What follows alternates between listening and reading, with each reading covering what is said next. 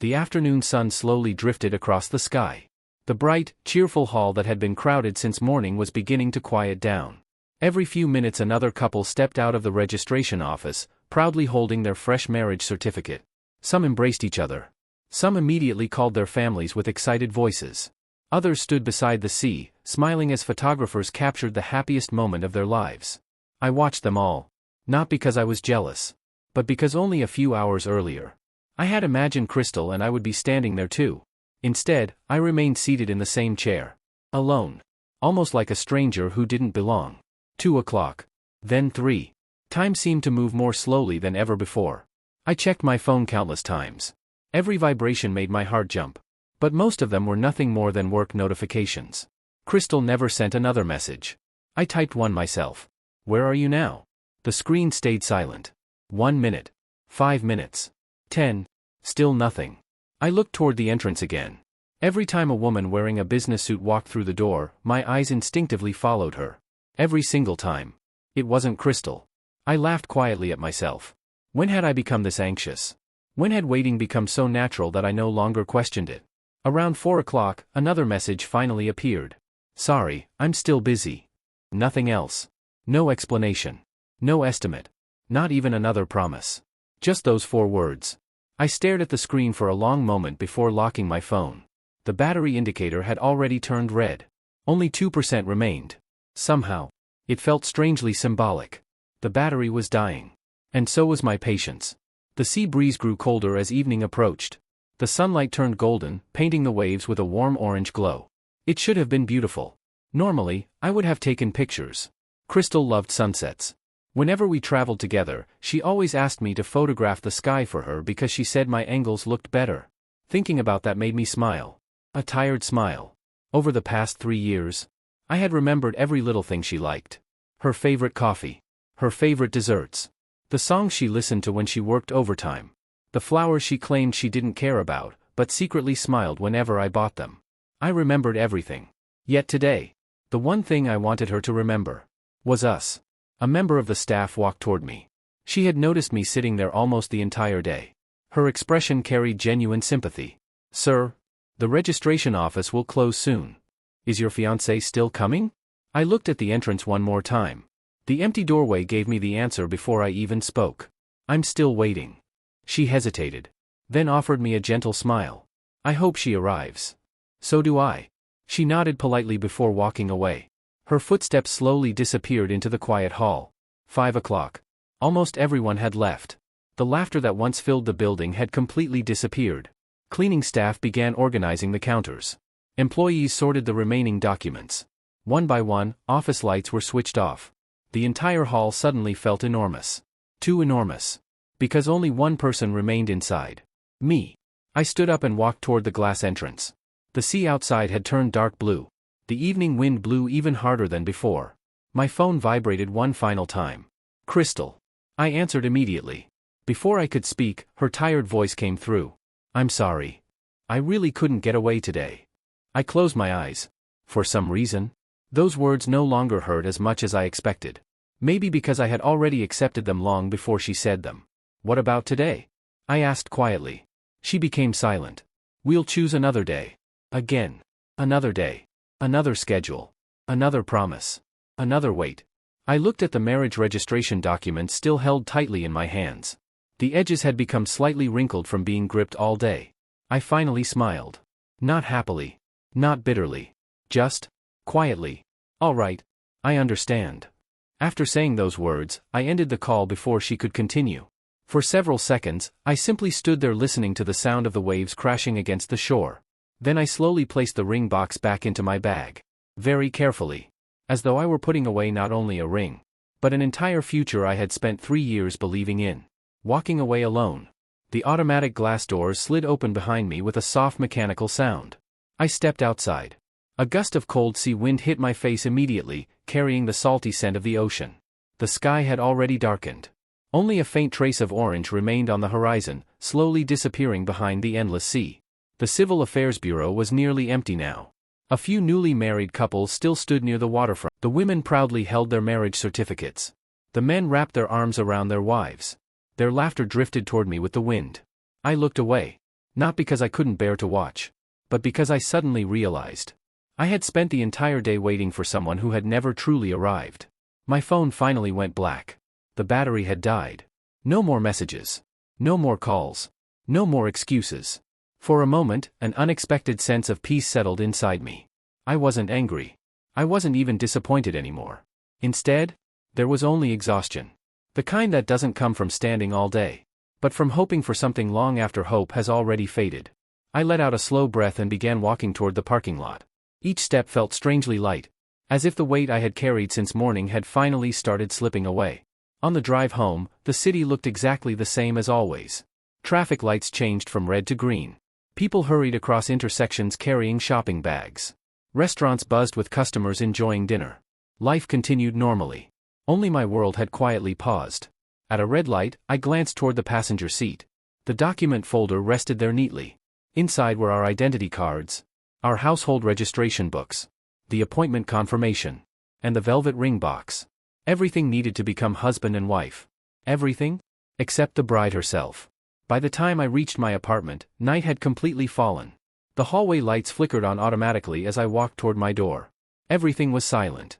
No welcoming voice. No familiar footsteps. Just the sound of my own keys turning inside the lock. The apartment felt unusually empty. I switched on the lights. Warm white light filled every corner of the room. Normally, Crystal would complain that the lights were too bright whenever she visited. "You should buy warmer bulbs," she'd often say. "They make a home feel more comfortable." A faint smile crossed my face. I had remembered her preference. Yet somehow, she hadn't remembered today. I placed the folder carefully on the dining table. One by one, I removed everything inside. Our IDs. The household registration books. The appointment slip. Finally, the small velvet ring box. For several seconds, I simply stared at it.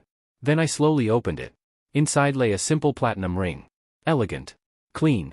Exactly the design Crystal once pointed out while passing a jewelry store months ago. "I don't like flashy jewelry. This style is enough." She had said those words casually. She probably never realized I had secretly gone back alone to buy it. I picked up the ring. The silver surface reflected the ceiling light.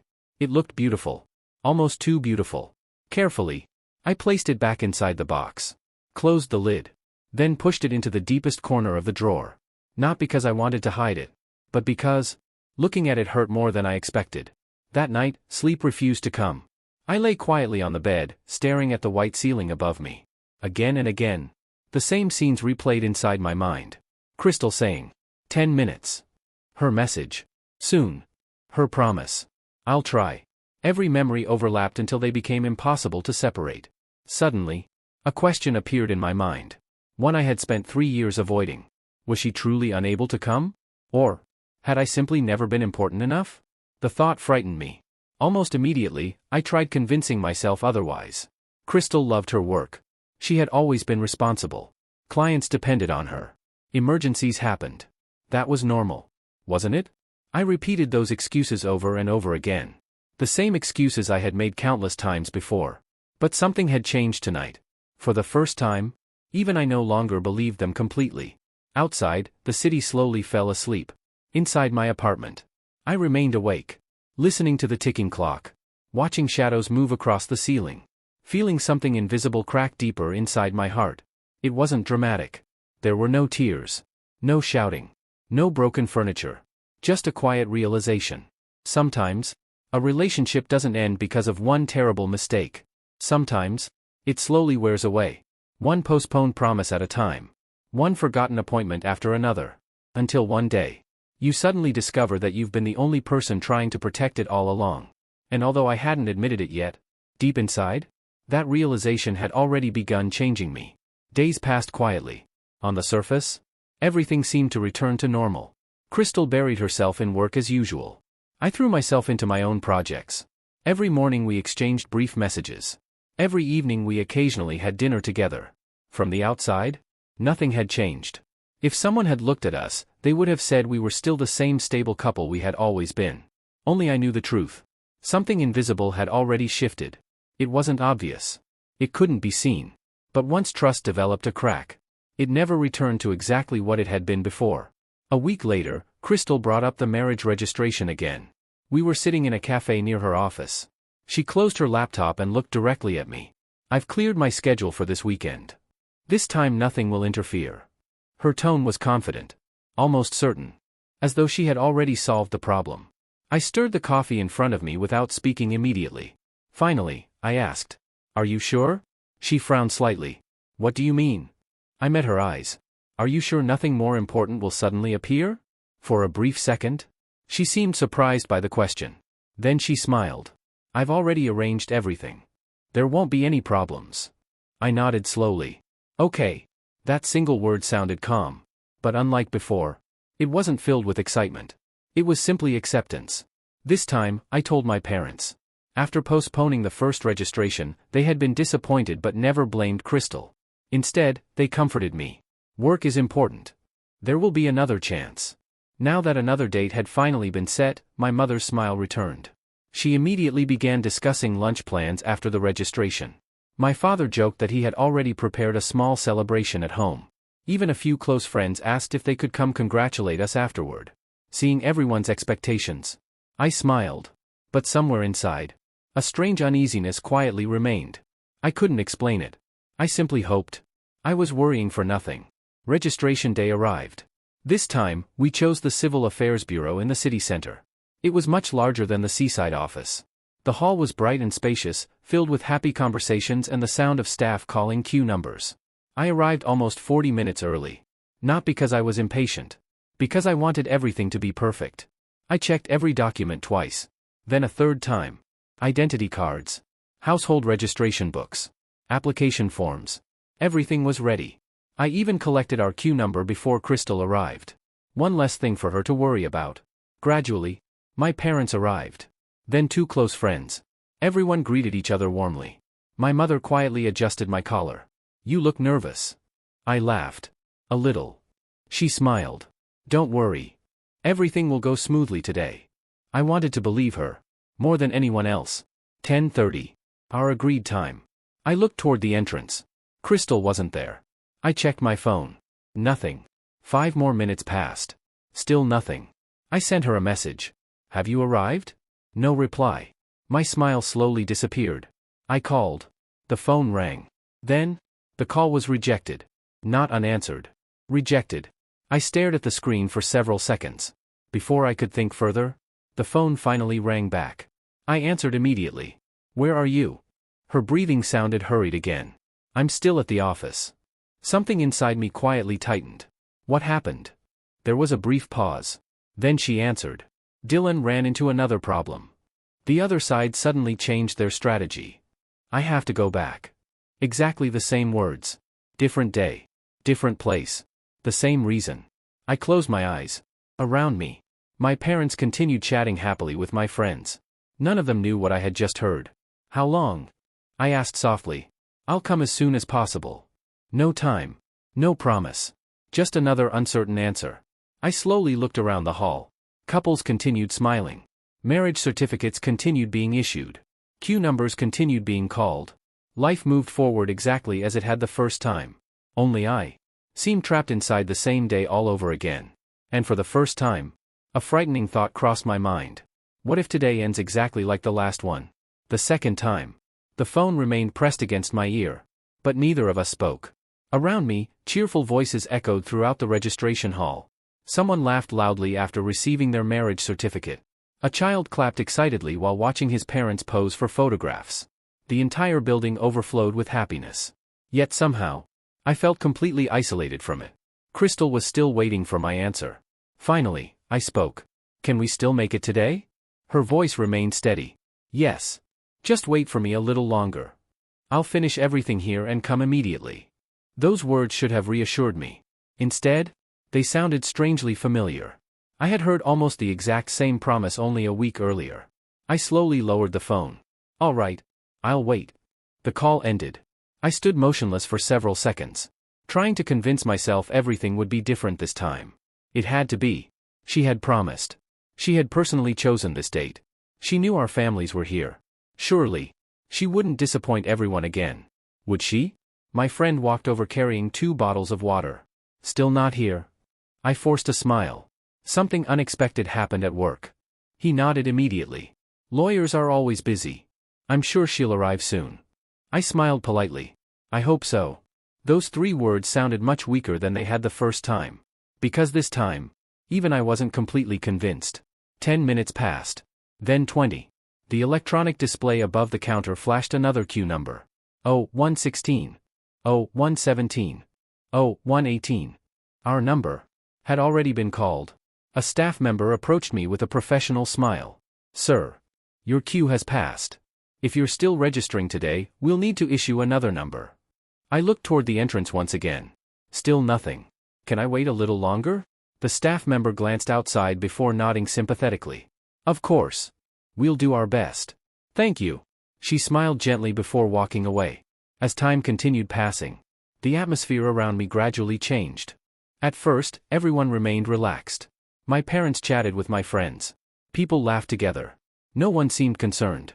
But after another 30 minutes, the conversation slowly became quieter. My mother checked the entrance every few minutes.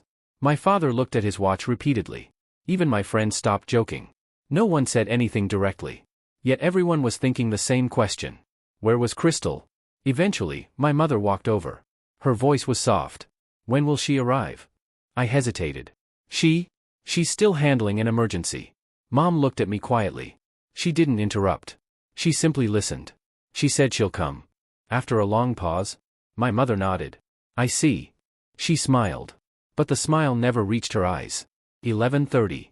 My phone rang again. Crystal. I answered immediately. Are you done? A brief silence followed. Then, not yet. The client refused to compromise. We're still negotiating. I closed my eyes. For several seconds, I couldn't find any words. Finally, I asked the only question that mattered. Crystal, are you still at the office? Yes. Her answer came without hesitation. The moment I heard it, something inside me quietly collapsed. She hadn't even started coming. She wasn't stuck in traffic. She wasn't nearby. She was still sitting at work, miles away, while everyone important to me waited here. I slowly turned around. Behind me stood my parents, my friends, families celebrating their happiest day, and me, standing in the middle of them, holding documents that suddenly felt meaningless. Crystal spoke again. Explain it to them first. Those words echoed inside my head. Explain. Explain what? That my fiancé chose work again? That this was happening for the second time? That everyone should continue pretending everything was normal? I tightened my grip around the phone. All right. Then I ended the call. For a long moment, I simply stood there. The voices around me gradually became clear again. Someone whispered nearby. Isn't the bride here yet? Another answered quietly. They've been waiting all morning. A third voice laughed awkwardly. Could she have changed her mind? Maybe they weren't talking about me. Maybe they were. At that moment, it didn't matter anymore. Every whispered sentence felt like another invisible weight pressing against my chest. One of my closest friends approached slowly. He lowered his voice. Fernando, is everything okay? I looked at him. I wanted to smile. Instead, I found myself unable to move my lips. After several seconds, I finally answered. I'm not sure anymore. For the first time, I admitted it. Not to him, but to myself. The registration hall suddenly felt much larger than before.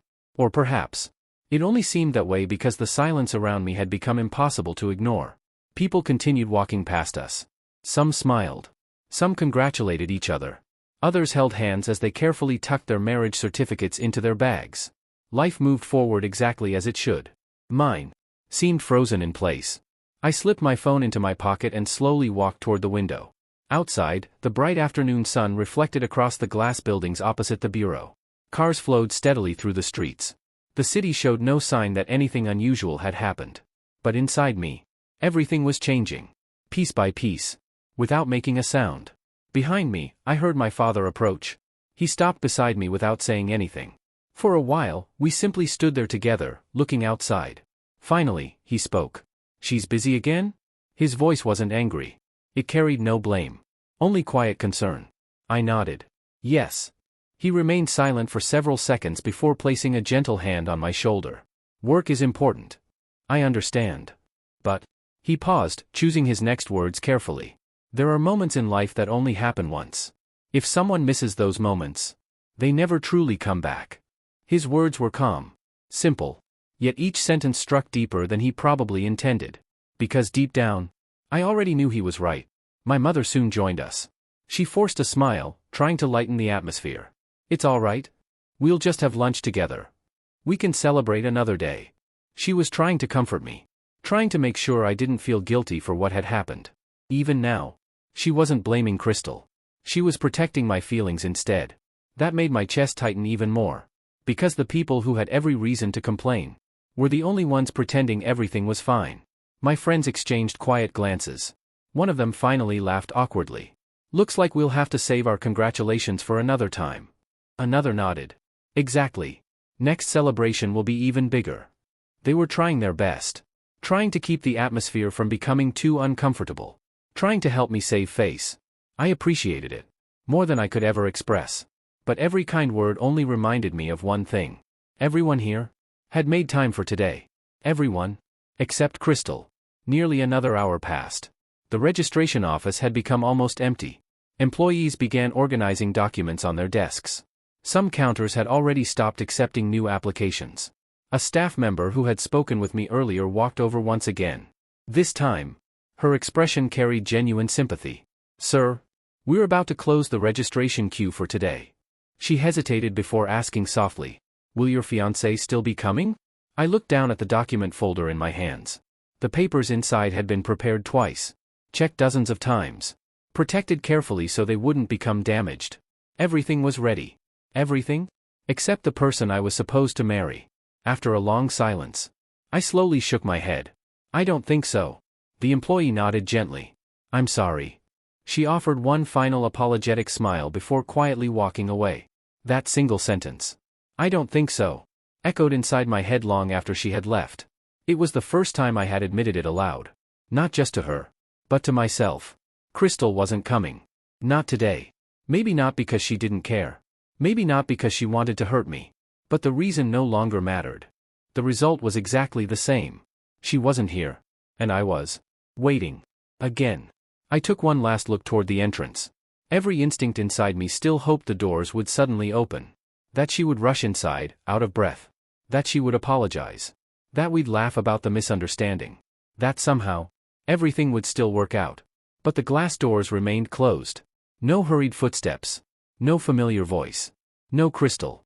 Only strangers walking in and out of the building. Eventually, I smiled to myself. A small, tired smile. Not because I had accepted reality, but because I was finally too exhausted to keep fighting it. Slowly, I turned toward my parents. "I'm sorry." Those were the first words that left my mouth. Immediately, my mother frowned. "Why are you apologizing? You didn't do anything wrong." My father nodded in agreement. "This isn't your responsibility." Their words were warm, comforting. Yet hearing them only made me feel worse. Because if I wasn't responsible, then who was? And why was I still trying so hard to convince myself that everything would eventually be okay? For the first time in years, I no longer had an answer. The atmosphere around us grew heavier with every passing minute. No one spoke. No one knew what to say anymore. The excitement that had filled everyone's faces only an hour earlier had completely disappeared. Instead, there was only awkward silence. My mother quietly picked up the bouquet she had prepared for Crystal. The flowers were still fresh. Tiny drops of water clung to the petals, sparkling under the lights. She looked at them for a long moment before forcing a smile. "I'll put these in water when we get home. They'll still be beautiful tomorrow." She said it so naturally that anyone else might have believed her. But I knew. She wasn't talking about the flowers. She was trying to preserve everyone's hope. Even if only for one more day. My father checked his watch once more. It was already past noon. The registration counters were closing one after another. Employees began shutting down their computers. Some stacked files neatly into cabinets. Others wished each other a pleasant afternoon before leaving. The building that had been full of laughter only a few hours ago was becoming quieter by the minute. I looked around. The hall was almost empty now. Only a handful of couples remained. Most had already completed the happiest task of their lives. Meanwhile, I still stood exactly where I had been standing since morning, holding papers that had become nothing more than pieces of paper. One of the clerks walked toward me again. She looked genuinely apologetic. "Sir, I'm afraid today's registration has officially ended. If you'd like to register, you'll need to schedule another appointment." Another appointment. Another date. Another promise. Those words echoed inside my head. For some reason, I didn't feel angry anymore. I simply nodded. I understand. She hesitated for a second. Then quietly added, I hope everything works out. I gave her a polite smile. So do I. But for the first time, even those words sounded empty. My friends slowly gathered their belongings. One of them lightly patted my shoulder. Let's go. We'll eat together. No point standing here any longer. I glanced once more at the entrance. A small part of me still refused to give up. Maybe, just maybe, Crystal would appear at the very last second. Running through the doors. Apologizing. Laughing awkwardly. Explaining everything. I waited another minute. Then another. The doors opened several times. Different faces. Different strangers. Never hers. Finally, I lowered my eyes. It was over. We walked out of the building together. The afternoon sun felt surprisingly warm. Cars moved steadily along the road.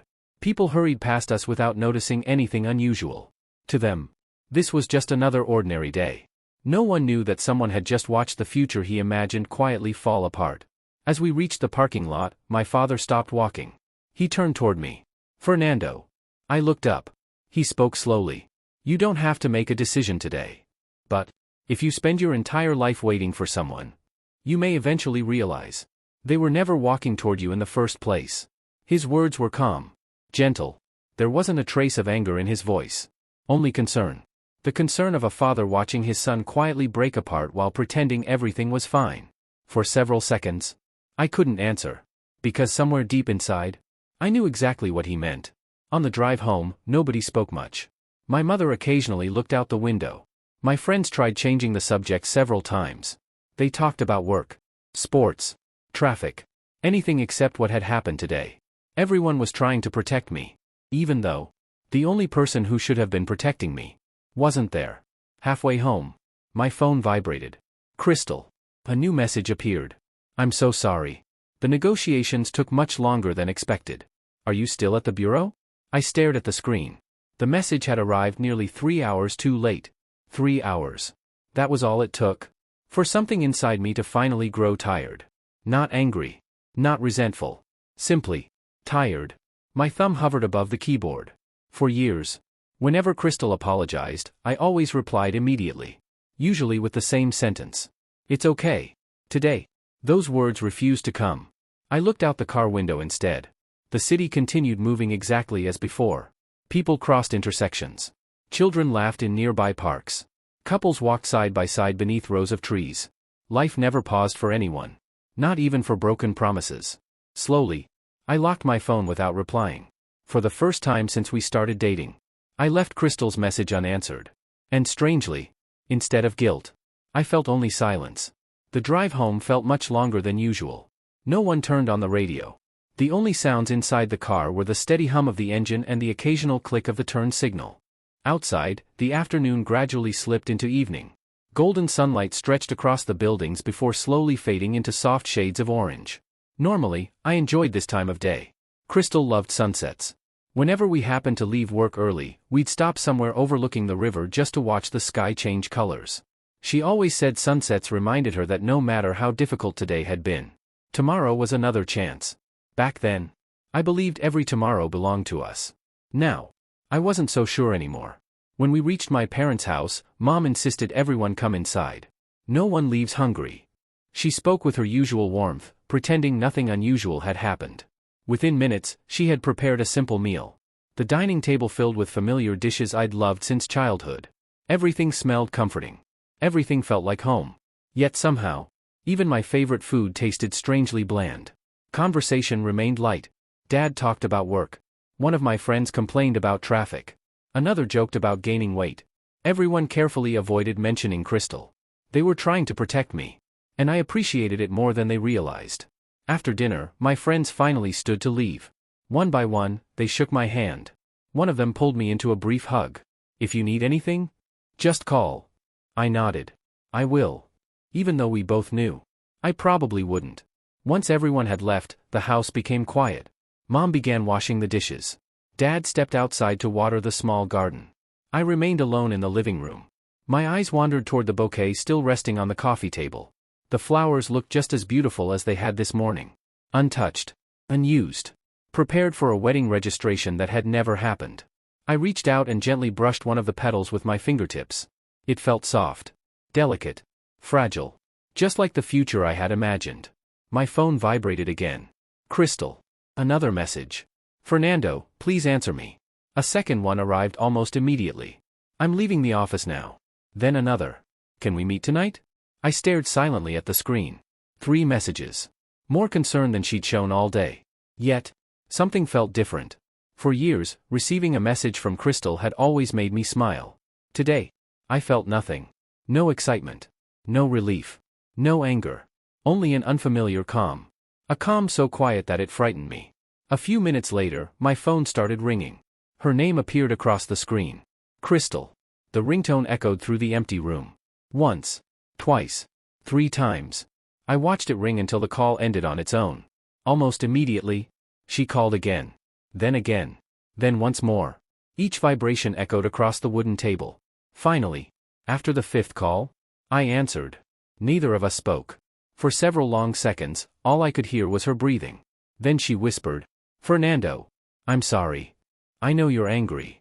I looked out the window. The last rays of sunlight had disappeared. Night had finally arrived. I'm not angry. I answered honestly. Because it was true. Anger required energy. And after everything that had happened, I simply didn't have any left. She fell silent. Perhaps she hadn't expected that answer. Finally, she asked softly, Then, what's wrong? I closed my eyes. Hundreds of thoughts passed through my mind. The first registration. The second registration. My parents waiting. My friends pretending nothing had happened. The bouquet. The ring. The empty chair beside me. In the end, I only asked one question. Crystal. If the situation were reversed, if you waited all day, if your parents waited all day, if everyone important to you watched me choose work over you, what would you feel? Silence. Longer than before. Much longer. When she finally spoke, her voice had become noticeably quieter. She stopped. Then tried again. I don't know. Those 3 words hurt more than any apology. Because they told me something I had refused to admit for years. She had never imagined my side of the story. Not once. I slowly lowered my head. For the first time, I realized that love alone wasn't enough. 2 people could genuinely care about each other and still fail to understand one another. That realization didn't arrive with anger. It arrived quietly. Like the final page of a book you never wanted to finish. Crystal didn't speak again. Neither did I. The silence between us stretched longer and longer until it became impossible to ignore. For 3 years, we had rarely argued. Whenever a disagreement appeared, I was always the first to compromise. If she was busy, I adjusted my schedule. If she canceled our plans, I told myself work came first. If she forgot something important, I reminded myself that everyone made mistakes. Without realizing it, I had spent years convincing myself that understanding her was another way of loving her. But tonight, for the first time, I wondered if she had ever tried to understand me the same way. Fernando. Her voice finally broke the silence. Can we meet? I'll come wherever you are. I leaned back against the sofa and looked at the dark ceiling. A few months ago, I would have agreed without hesitation. Even if it meant driving across the entire city in the middle of the night. Today, I felt strangely unwilling. Not because I wanted to punish her, but because I no longer believed one conversation could erase everything that had happened. I don't think tonight will change anything. I answered quietly. She hurried to respond. It will. Please. Just give me a chance to explain. Explain. That word sounded painfully familiar. There had always been explanations. Emergency meetings. Urgent clients. Unexpected court hearings. Important negotiations.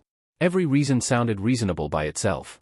But when all those reasons were added together, they somehow always led to the same result. I waited. She didn't come.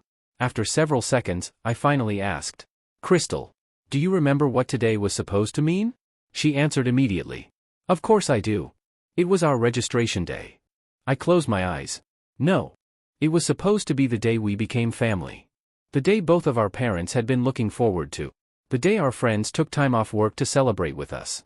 The day I believed would become one of the happiest memories of my life. My voice remained calm. Almost frighteningly calm. I wasn't waiting for a document. I was waiting for you. Once again, silence filled the call. This time, it lasted nearly a full minute. When Crystal finally spoke, Her voice sounded softer than I had ever heard before.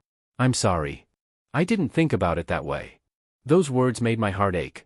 Not because she apologized, but because she admitted something I had secretly feared all along. She had never seen today through my eyes. Outside the window, rain began falling. Tiny droplets tapped gently against the glass. The quiet rhythm filled the room. For years, whenever it rained, Crystal always called me. She hated thunderstorms, even if she pretended otherwise. Sometimes she'd ask me to stay on the phone while she worked late. She said hearing my voice made the office feel less empty. I always stayed. No matter how late it became. No matter how tired I was. Back then, making her feel safe had been enough to make me happy. Tonight, for the first time, I asked myself a simple question. Who had been making me feel safe? The answer came almost immediately. No one. Crystal spoke again. I'll come tomorrow morning. We'll talk face to face. I slowly shook my head even though she couldn't see me. Tomorrow, I have work. The words left my mouth naturally. Almost automatically. She fell silent again. Perhaps, for the first time, she was experiencing what it felt like to hear work placed before a relationship. After several moments, she asked quietly, "So, you're choosing work?" I looked toward the rain outside. A bitter smile appeared on my face. "No. I'm choosing myself." The moment those words left my lips, even I was surprised by them. Because I realized, they were true. For years, every important decision had revolved around Crystal. Her schedule. Her priorities. Her career. Her convenience. Somewhere along the way, I had completely forgotten that my own feelings mattered too. Tonight, that finally changed. Neither of us spoke after that. Eventually, Crystal whispered, "I understand." But somehow, her voice suggested she didn't. Not yet. Maybe she would one day. Maybe she never would. At that moment, I no longer had the strength to figure it out. "I'll talk to you later." I ended the call gently. Not out of anger. Not out of resentment. Simply because I was exhausted. Completely exhausted. I placed my phone face down on the table. For the first time in years, I didn't wait for it to ring again. Instead, I stood up, walked toward the balcony, and watched the rain quietly wash over the sleeping city. Some endings don't arrive with shouting. Some don't come with dramatic goodbyes. Sometimes, they begin with something much quieter. The moment one person finally stops waiting. That night, I didn't sleep. The rain continued falling until well past midnight, tapping softly against the balcony railing like an endless conversation that neither side knew how to finish. Normally, I love the sound of rain. It had always helped me relax after a long day. Tonight, every drop only reminded me of how quiet my apartment had become. I stood by the window with a cup of coffee that had long since gone cold. The city lights shimmered through the wet glass, blurred into countless streaks of yellow and white. Thousands of people were still awake somewhere out there. Working. Laughing. Arguing. Falling in love. Breaking apart. Life continued moving for everyone. Mine seemed trapped between yesterday and tomorrow. My phone remained face down on the table. Several notifications lit up the screen before fading away again. I didn't check them. For years, the moment Crystal messaged me, I would stop whatever I was doing. Even during meetings. Even while driving. Even in the middle of meals. Responding to her had become instinct. Something I never questioned. Tonight, for the first time, I resisted that instinct. Not because I wanted to ignore her, but because I needed a few hours to hear my own thoughts again. Around midnight, curiosity finally won. I picked up the phone. 8 unread messages. 5 missed calls. Every one of them was from Crystal. The first few messages were filled with apologies. "I'm really sorry. Please don't misunderstand. I never wanted to hurt you." As I continued reading, the tone slowly changed. "Please answer me. I'm worried about you. Are you home?" The final message had been sent only a few minutes earlier. "Even if you're angry, at least let me know you're safe." I stared at those words for a long time. She was worried. I believed that. Crystal wasn't pretending. She genuinely cared. The problem was, caring after everything had already happened couldn't erase what had happened. Concern and priority were not always the same thing. I typed a short reply. "I'm home. Nothing more." Within seconds, my phone rang again. I watched the screen vibrate across the table. Crystal's name filled the display. Once. Twice. 3 times. I quietly pressed the decline button. A few seconds later, another message appeared. "Can I come over?" My fingers hovered above the keyboard. I imagined opening the door. She would probably apologize again. Explain the entire situation. Promised that it would never happen again. Maybe she'd even cry. A few months ago, seeing her tears would have broken my heart. Tonight, I wasn't sure. Because this wasn't about one mistake anymore. It was about years of slowly accepting that my happiness could always be postponed. After several minutes, I finally replied. Not tonight. Only 2 words. Simple. Polite. Firm. A long time passed before another message arrived. Okay. No arguments. No persuasion. Just, okay. For some reason, that single word made the apartment feel even quieter. I placed the phone back on the table and walked toward the bookshelf. A framed photograph caught my attention. Crystal and I stood side by side beneath a mountain overlook during a trip 2 years earlier. She was smiling brightly. One arm wrapped naturally around mine. Looking at the picture, anyone would believe we were the happiest couple in the world. Maybe, at that moment, we really were. Or maybe, I had simply been too happy to notice the distance already growing between us. I picked up the frame, running my thumb gently across the glass. Memories flooded back one after another. Our first meeting. Our first dinner. The first time she introduced me to her colleagues. The first time she fell asleep on my shoulder during a late-night train ride. Those moments had been real. Every laugh. Every smile. Every promise. None of it had been fake. Which made everything even more painful. Because people didn't always fall apart due to lies. Sometimes, they simply grew in different directions without realizing it. The rain finally stopped just before dawn. Clouds slowly drifted apart, revealing the first faint light of morning. I hadn't slept for even a single minute. Instead, I sat quietly by the window watching the city wake up once again. Another day was beginning. Exactly like yesterday. Yet somehow, everything felt different. For the first time since falling in love with Crystal, I wasn't wondering what she needed from me. I was wondering what I needed from myself. That thought frightened me. But strangely, it also brought a small sense of relief. Maybe, before deciding whether our relationship could be saved, I first needed to find the version of myself I had slowly lost over the past 3 years. And perhaps, that journey had already begun. The morning air felt unusually fresh after the night's rain. Tiny drops of water still clung to the leaves outside my apartment, sparkling under the first rays of sunlight. Usually, mornings like this made me feel peaceful. Today, they only reminded me that another sleepless night had passed. I changed into my work clothes, grabbed my briefcase, and left without eating breakfast. The apartment door closed quietly behind me. For some reason, the sound echoed much longer than it should have. The elevator slowly descended toward the lobby. As the numbers above the door changed one by one, I stared at my reflection in the polished metal wall. Dark circles surrounded my eyes. My face looked more tired than I could remember. 3 years ago, whenever I saw my own reflection, I usually wondered whether Crystal would think I looked good. Today, that thought never crossed my mind. Instead, I asked myself a different question. When was the last time I looked after myself? Surprisingly, I couldn't remember. The office was already busy when I arrived. Designers hurried between meeting rooms carrying blueprints.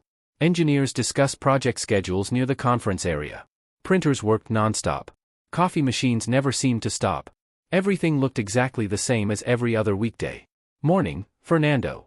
Several colleagues greeted me as I walked past. Morning. I smiled politely. No one noticed anything unusual. No one knew yesterday had been the second time my wedding registration had failed. To them, I was simply another employee arriving for work. In a strange way, I found comfort in that. Just after 9 o'clock, my manager stopped beside my desk. You finished the Riverside project ahead of schedule. Nice work. I nodded. Thank you. He placed another folder on my desk. I've got something bigger for you. It'll probably take several months. I opened the folder. Inside were detailed architectural plans for a luxury residential development. One of the company's most important projects of the year. Normally, receiving an assignment like this would have made me excited. Today, I simply looked at the drawings quietly. Can you handle it? My manager asked. After a brief pause, I answered. Yes. He smiled. I knew you'd say that. Then he walked away. For the next several hours, I buried myself completely in work. Measurements. Design revisions. Material calculations.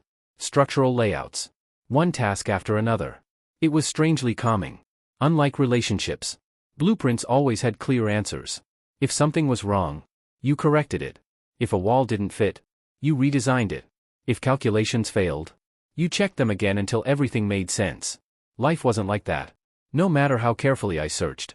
There was no drawing that could tell me where my relationship had started falling apart. Just before lunch, my phone vibrated. Crystal. A message. Have you eaten? I looked at the screen for several seconds. The question felt familiar. Comforting, even. For years. She had asked me almost every day. Sometimes I forgot lunch because I became too focused on work. Whenever that happened, she would remind me. It was one of the small ways she cared. I slowly typed a reply. Not yet. Almost instantly, another message appeared. Don't skip meals. A faint smile appeared on my face. That sentence sounded exactly like the Crystal I knew. Responsible. Gentle. Thoughtful. For a brief moment. Yesterday felt very far away.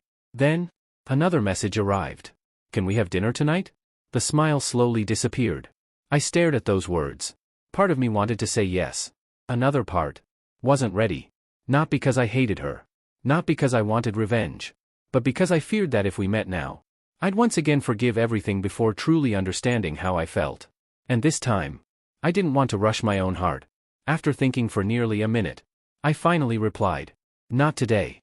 A few seconds passed. Then her answer arrived. I understand. This time, those words carried no complaints. No persuasion. No pressure. Only quiet acceptance. For reasons I couldn't explain. That made me feel even more conflicted.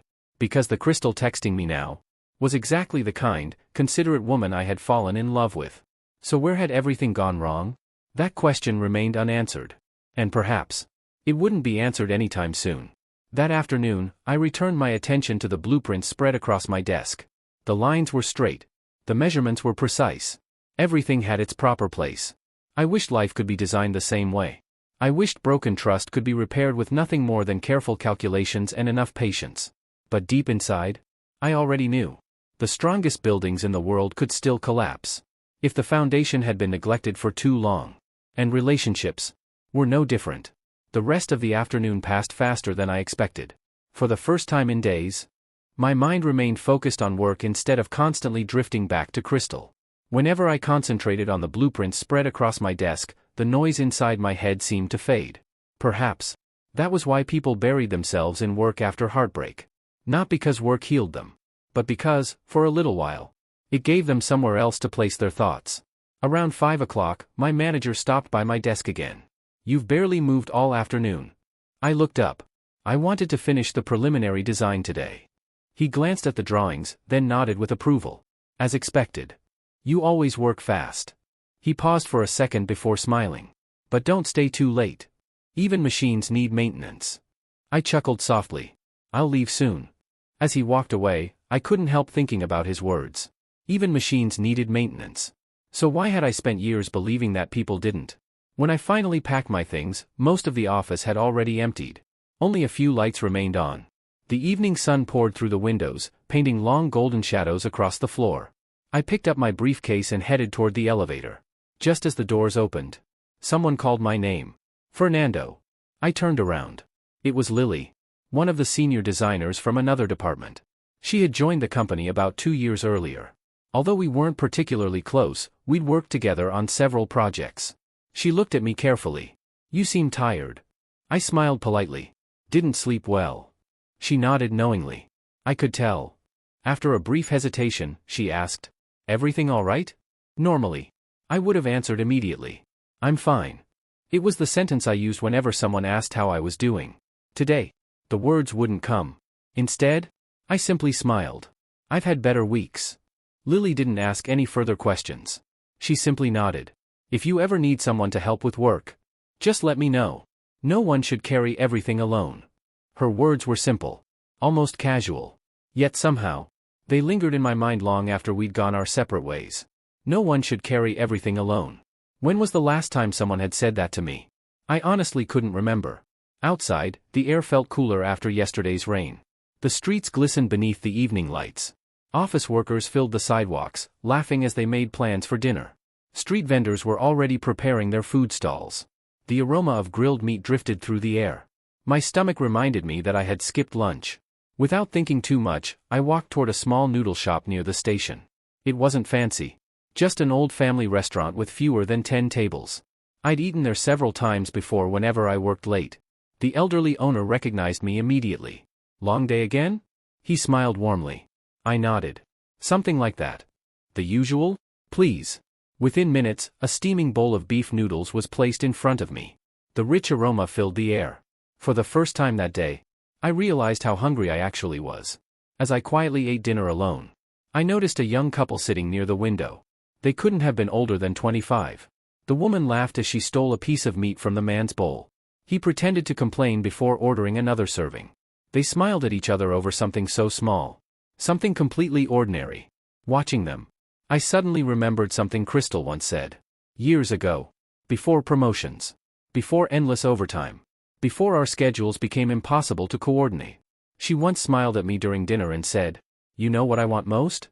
I had guessed everything. A bigger apartment. A better car. A vacation overseas. She shook her head every time. Finally, she smiled and answered herself. I just want us to have dinner together more often. At the time, it sounded like the easiest promise in the world.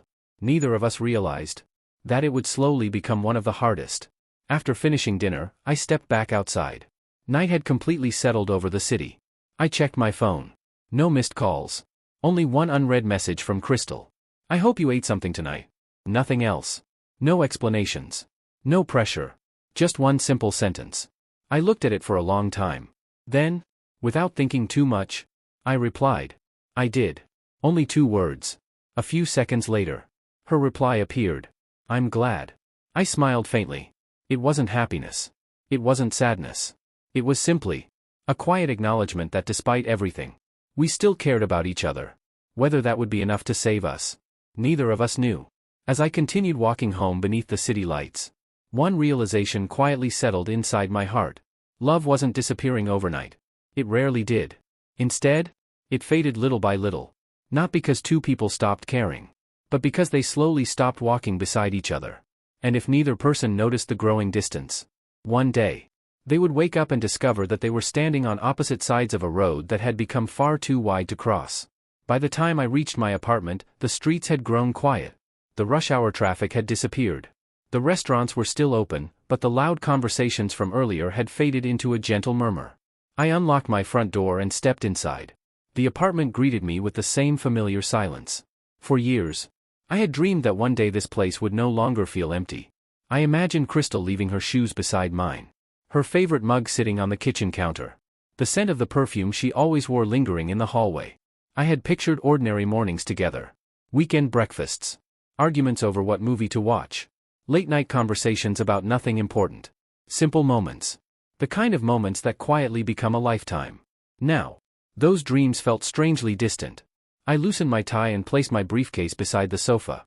The room was spotless. Everything remained exactly where I had left it. The clock on the wall ticked steadily. Second after second. Minute after minute. Its sound filled every corner of the apartment. Funny, a week ago, I had never noticed that clock. Perhaps loneliness had a way of making silence louder. After taking a shower, I stood on the balcony again. The city stretched endlessly beneath the night sky. Apartment windows glowed like countless tiny stars. Behind every window, someone was living a completely different life. Some families were eating dinner together.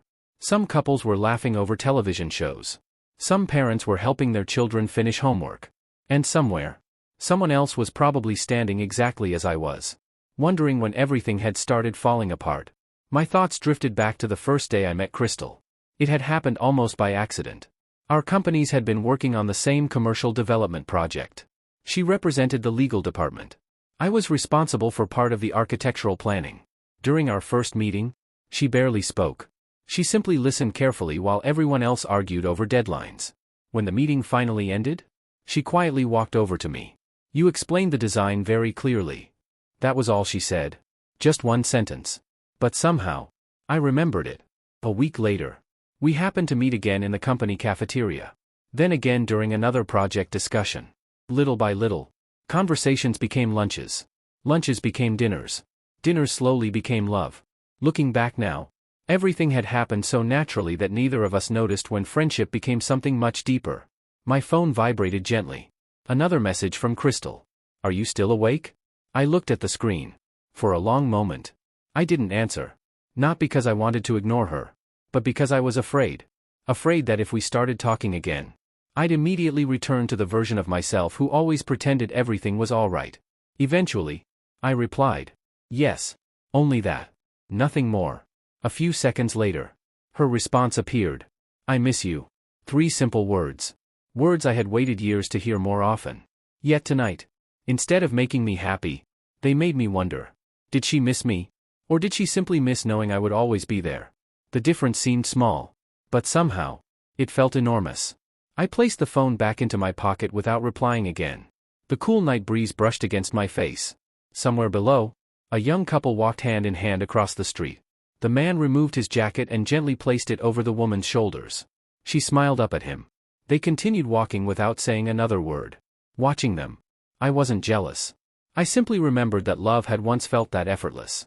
Not because life had been easy, but because we had faced it together. Somewhere along the way, Crystal and I had stopped facing the same direction. Neither of us noticed when that happened. Perhaps, we had both been too busy looking ahead to realize we were slowly drifting apart. Before going to bed, I looked once more at the calendar hanging beside the refrigerator. The date of our second registration appointment was still circled in red. A bright red circle, surrounding a day that had brought nothing but disappointment. I reached for the pen hanging beside the calendar. For several seconds, I simply stared at it. Then, without hesitation, I drew one straight black line through the date. Not out of anger. Not because I wanted to erase the memory. But because some chapters had already ended, even if my heart hadn't completely accepted it yet. I placed the pen back in its holder, turned off the kitchen light, and quietly walked toward my bedroom. For the first time in a very long while, I wasn't thinking about what tomorrow would bring. I was simply hoping that tomorrow would hurt a little less than today. The choice that changed everything. The next morning, I woke before the alarm. For the first time in days, my mind was completely quiet. No endless replaying of old conversations. No desperate search for excuses. No hope that yesterday could somehow be changed. Only silence. And strangely, that silence felt peaceful. When I arrived at the office, my phone vibrated once. "Crystal, can we meet after work? Please. One last time." I looked at the message for nearly a minute. Then, I replied, "Okay." That evening we met at the small cafe where we had shared our very first date 3 years earlier. Nothing had changed. The same wooden tables. The same warm lights. Even the elderly owner recognized us. "You two haven't visited in a while." Crystal forced a smile. "We've both been busy." Busy. That word again.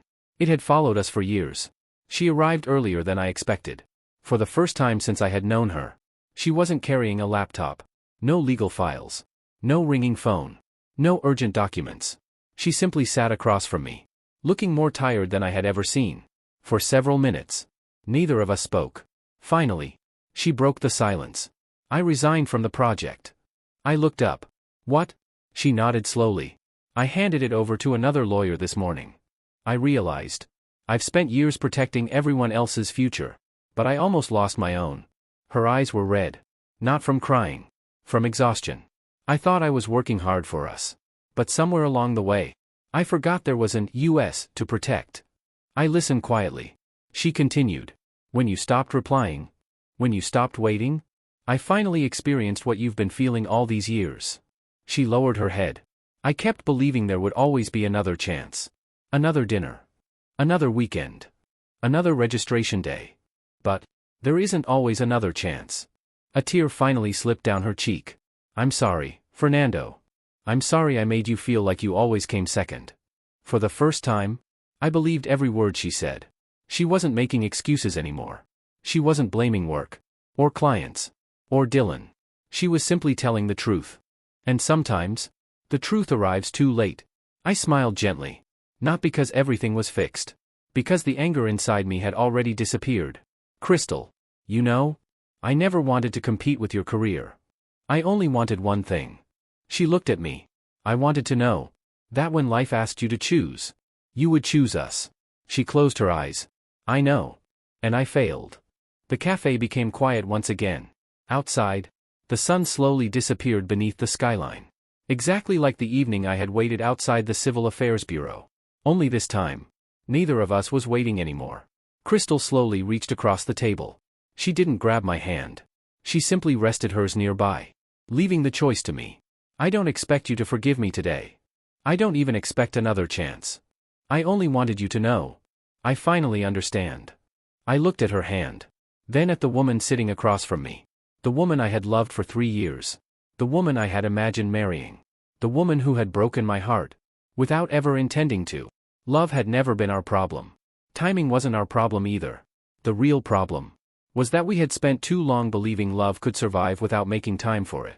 Eventually, even the strongest feelings grow tired. I slowly stood up. Crystal looked at me with tears in her eyes.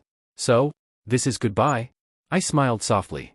After a long silence, I answered, no, this isn't goodbye. She looked up hopefully. It's thank you, for every happy memory, for every lesson, for helping me become the person I am today. But, the person I am today, can't keep living the way I did yesterday. Tears rolled silently down her face. She nodded. I understand. This time, I believed she truly did. I walked toward the cafe door. Just before leaving, I turned around one last time. Crystal was still sitting there, watching me, not asking me to stay, not asking for another promise, only quietly accepting the ending we had both created. I smiled. She smiled back through her tears. Then, I walked away. Outside, the evening breeze felt warm against my face. People passed by without knowing that one chapter of my life had just ended. For the first time in years, I wasn't waiting for a message. I wasn't checking my phone. I wasn't wondering if someone would choose me. Because I finally had. I had chosen myself. And somehow, that didn't feel like losing. It felt like finally coming home. Epilogue, 1 year later. 1 year later. The Riverside project became the company's biggest success. I was promoted to design director. Life was still busy. But no matter how demanding work became, I never missed dinner with my family. I never postponed the moments that truly mattered. One rainy afternoon, I happened to pass the same civil affairs bureau. Couples were smiling. Photographers were calling out poses. The exact same scene I had witnessed a year earlier. This time, I smiled too. Not because I wished I could go back, but because I no longer wanted to. Some memories exist to remind us who we were. Others remind us who we never want to become again. I looked toward the sea one last time. The waves continued rolling toward the shore, just as they always had. Only this time, I wasn't standing there waiting. I simply turned around and walked toward my future.